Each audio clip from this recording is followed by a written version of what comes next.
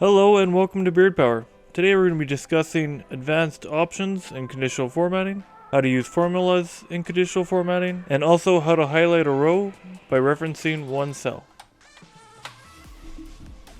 As always, if you like this video, please like it, subscribe for further content in the future, click this little bell icon to all, that way you'll be notified when I make a new video. Before we get started, I suggest you watch my previous tutorial, Conditional Formatting Basics, in addition to this one, as I will be referencing this tutorial throughout this one. Also remember to utilize the chapters on the bottom of the screen, and the timestamps in the description to jump to sections that you want to watch. As stated earlier, we're going to look at advanced conditional formatting options. So starting off with icon sets, we're going to highlight that column P. Go to conditional formatting, manage rules, and you can see icon sets, click that, click edit rules. So in here, we're going to actually change the range of where we want the red, yellow, and green. So I'm going to go 80% and 50%. So this means that only the top 20% will get green, and in between 80 and 50% will be yellow, and anything below 50% will be red. So press apply, and now you can see that our color icon sets have changed. Press OK. In the next column to the left, we're going to show an example of unique values. So we're going to go to conditional formatting, highlight cell rules, duplicate values. In this little drop down box, change it from duplicate to unique. And there you go. Shows the unique values. In column N, you can see that we have color scales. To change the options in that, we'll highlight that column, click conditional formatting, manage rules, click graded color scales. You can see that it references column N. Click edit rules. And here you can see that we have multiple different options. So you can see as of right now, it's green for low values, red for high values. I like that, but I'm going to change the color to a darker green for low values and a darker red for high. You can also change from a 3 scale to a 2 scale. I'm going to stick with the 3. You can also change where the pendulum point is for your percentage in this section here. Press OK. Apply. You can see the colors pop just a wee bit more. Press OK. And there you go. In column M, we have data bars. To review some of the options, we're going to highlight that column. Click conditional formatting, manage rules, click data bars. You can see that it references column M. Click edit rules. Within there, you see that we have a few options. We can change the color. Above that, you have your minimum and maximum. You can change those to any of these options listed. I'm going to stick with automatic. The next thing you can do is show bars only. I'm going to click that. I'm also going to change my color from blue to red. Press OK. Apply. OK. As you can see, this is a great visual representation of your data without having to show the numbers. The numbers aren't gone, you just need to double click and it will show you what the number of absents are.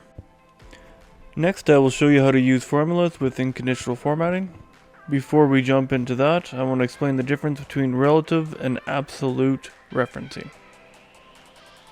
Made a separate spreadsheet so I can show you the difference between absolute and relative referencing. Within the spreadsheet, we have positions, wages, hours per day, and the cost per day. So we'll do an example here. We'll go equals the wage multiplied by hours per day.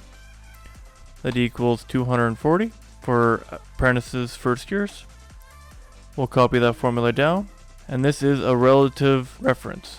As you can see, the first one is B2 multiplied by C2.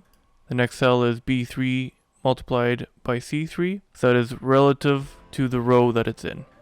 But if I click in that cell, highlight it, and click F4, that will make it an absolute reference with the dollar signs. Click enter. Drag that formula down. You can see that the reference is to B2, C2 all the way down. So where would you actually use absolute reference? An example would be if we wanted everyone to have 8-hour day, you can go 8 hours over here, multiply the wage by the absolute reference, press OK, copy the formula down. As you can see, the formula doesn't copy down because what it's showing is B2 times G2, which works out here. But the next one is B3 multiplied by G3. We want it to multiply here. So we can highlight G2, click F4, and then copy that formula down. And there you have it. And this works exactly the same for conditional formatting. So we're going to jump into formulas within conditional formatting. So to get there, you go to the conditional formatting, new rule, formulas to determine which cell is formatted. You see in here it says format values where the formula is true. So we're going to take a step back. The best way to do that is to do a test run on your spreadsheet. We'll do a simple one. We'll go equals B2, which is the wage, is greater than 35. So that one's false. Bring that formula down.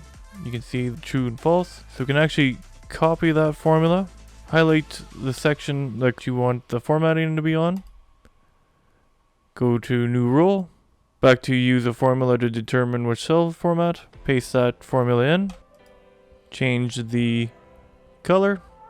I'm going to go with a bright red, and I'm actually going to change the font color to white. Press OK, and there you go. So if we highlight that range of cells that has the conditional formatting, go back into manage rules, you'll see our rule, so it's equal B2 greater than 35, and that's applied to B2 through B11. Now I'm going to show you how to highlight an entire row referencing just one cell. Let me use an example in this spreadsheet.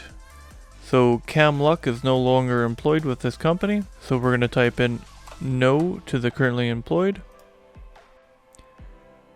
When this says no in this column, I want the entire row to be red and striked out.